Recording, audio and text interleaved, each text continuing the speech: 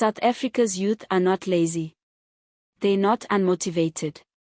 They're not entitled. They're just locked out by a system that talks about transformation but delivers exclusion. With youth unemployment now soaring past 60%, this is no longer a crisis, it's an economic ticking time bomb. And while politicians make promises, an entire generation is drowning in silence. Today on Essay Unfiltered, we break the silence wide open. Because the future of this country depends on the young, and right now, the system is failing them. South Africa's greatest resource is its youth, but right now, that resource is being wasted. In townships, in cities, in villages, and across universities, millions of young people are waking up every day not to jobs, not to opportunity, but to stagnation. The official numbers are frightening. Youth unemployment sits above 60%. That's not just a statistic. That's a national emergency. A crisis disguised as a norm. And the silence around it is deafening. We're talking about a generation that was promised freedom but handed frustration. Born after apartheid but still living under the chains of economic exclusion. They were told the future belonged to them, but now they're watching that future shrink with every passing year. And it's not just about work. It's about dignity. It's about purpose. It's about a young person standing in line for hours at a job center, being told for the 100th time there's nothing available, and walking home feeling invisible. The politicians speak about youth empowerment in slogans. They cut ribbons at launch events. They pose with graduates. But where is the follow-through? Where is the national mobilization to fight this economic war? The truth is, South Africa's economy was never redesigned to include the majority of its young people. It remains structurally locked, capital-heavy, skills-biased, and network-dependent. If you don't know someone, if you didn't go to a private school, if your parents didn't open doors for you, you're on the outside, knocking. And even when jobs do come, they're often short-term, low-paying, or completely disconnected from any real career path. Internships that go nowhere. Learnerships with no guarantee. Government programs that launch with a bang and disappear with a whimper. For many, the informal economy becomes the only option: hustling, street trading, gig work, survival, not security. It's not sustainable. It's not fair. And it's breeding resentment that no country can afford to ignore. This crisis isn't just about economics. It's about mental health. Depression, anxiety, substance abuse, they're rising fast among young people, especially the unemployed. Suicide rates are climbing. Dreams are dying quietly, behind closed doors, while politicians argue over policy frameworks. Young people are not just jobless, they're hopeless. And that's the most dangerous condition any society can allow to fester. You want to see what inequality looks like?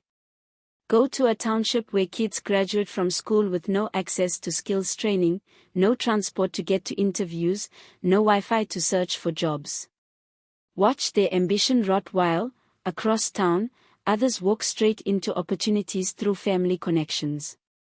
That's not just unfair. That's a betrayal.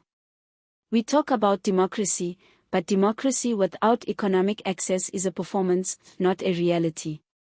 So what's the solution? Not more empty promises. Not another summit. Not another budget speech that dances around the issue. What South Africa needs now is radical, unapologetic economic reform. A new model that places youth employment at the center of national development, not as an afterthought, but as the heartbeat of policy. We need a mass youth employment drive backed by real money, real targets, and real accountability. We need to remove the gatekeepers, those who protect jobs for the connected while locking everyone else out. We need to expand access to entrepreneurship, not just for the elite who can afford to take risks, but for the hustlers who are already creating value without support. That means funding, mentorship, and access to markets, not just theory. education reform is also non-negotiable. Our school system still prepares people for a world that doesn't exist. We need to align education with industry, not in the next 10 years, but right now. Coding, digital skills, trade skills, green economy training, these should be compulsory, not optional. And universities? They must stop producing graduates for unemployment queues and start collaborating with sectors that can absorb talent. Academia disconnected from the economy is a luxury we can no longer afford. Government must also clean house. Corruption, inefficiency, and bloated administration are suffocating the very funds that should be building youth projects. Every rand stolen is a future stolen. And yet, how many have gone to prison? How many cadres still sit comfortably in offices while millions of young people sit in poverty? It's an insult. And it's time to confront it head on. The private sector has a role too. It's not enough to talk about transformation in press releases. If companies are serious about South Africa's future, they must open doors, not just to top university graduates, but to those who never got a chance. Train. Hire. Empower. Build pipelines of talent, not just pools of privilege. Because if you're doing business in this country, then investing in its youth isn't charity, it's your obligation. The time for waiting is over.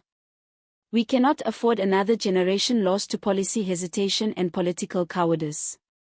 This country has everything it needs to win: young minds, untapped creativity, raw ambition. But none of that matters without leadership. Not performative leadership. Transformative leadership. If we don't act now, the consequences will be far worse than joblessness. We are talking about a generational breakdown. A future where social unrest becomes a default response. Where crime, extremism, and hopelessness become embedded in the national identity.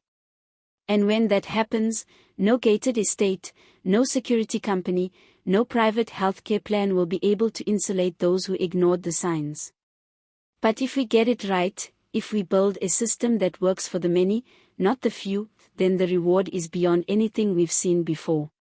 A new economy. A new confidence. A new South Africa, not built on slogans, but on substance.